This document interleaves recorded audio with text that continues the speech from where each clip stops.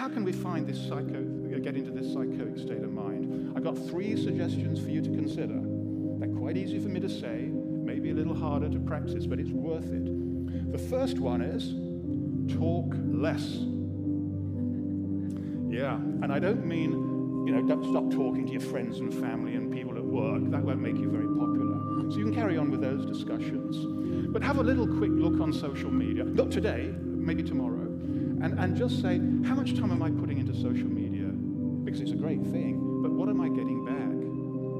And the other thing that actually is the most serious bit is we've got this voice going on in our head the whole time. It's called internal dialogue, running commentary of our life. You've all got it? Yeah. Well, if this is saying, really positive things like, you're a wonderful person, you're doing a great job, everything you touch, you're great at. Well, it might make you a bit big-headed, but it's going to make you feel good. But talking to people, I find it's usually quite the opposite. There's this voice who's saying, you'll never amount to tuppence, you won't. I mean, you're so useless. You'll never be any good at singing, dancing, art, foreign languages, sport. And that is the kind of voice that is going to stifle your chances of getting lucky. So we have to find a way of quietening it down. Now, I've used this myself a lot. I had to, and I use it with people that I know. And it's to adopt, every time you hear this voice, adopt this little mantra.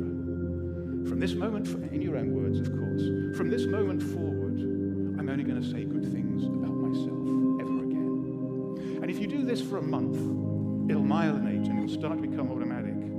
But for the first few days, you're probably going to be saying it a lot. But if you stick with it, after a month, you will feel more positive about stuff. The people who are close to you will notice this more, and they'll wonder what you've been up to. Right. So just try it and see what happens. Number 2, listen more. You're going to learn more from listening to what other people have to say than what you're saying to yourself the whole time. And by listening more, also listen more to what's coming up from those deep, murky parts of your brain, because some of that is going to be intuition, and intuition can guide you.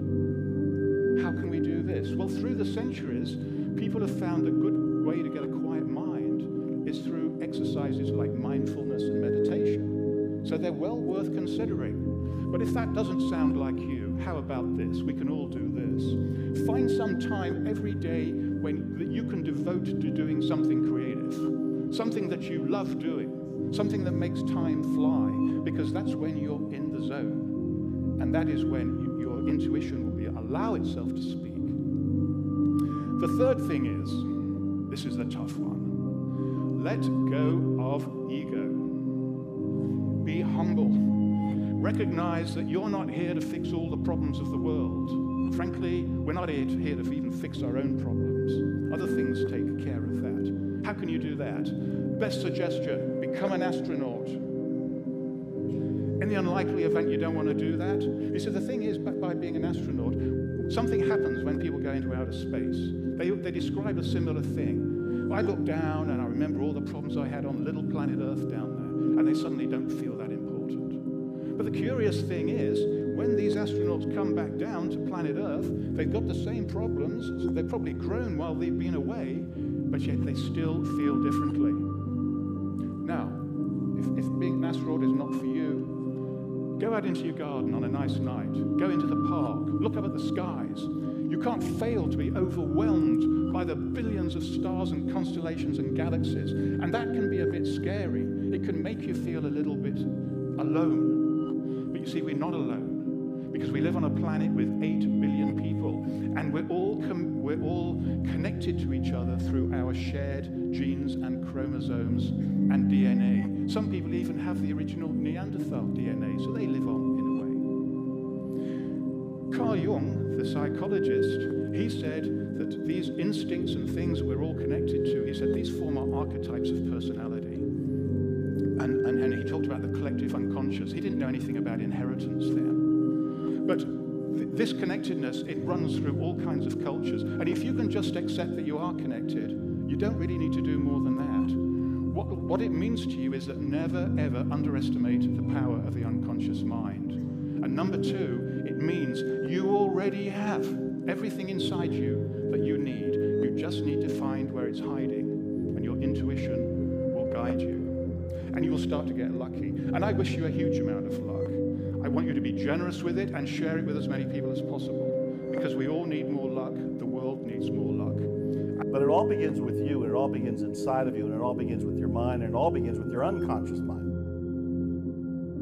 For most people, they're going to see lack and limitation, partly because it's already been programmed in them, partly because they're paying attention to the mainstream media. And I tell people, a big tip, turn off the mainstream media. Why do you say that? Because it is programming you. It's called programming you for a reason. It's programming you for lack and limitation. It knows your hot buttons.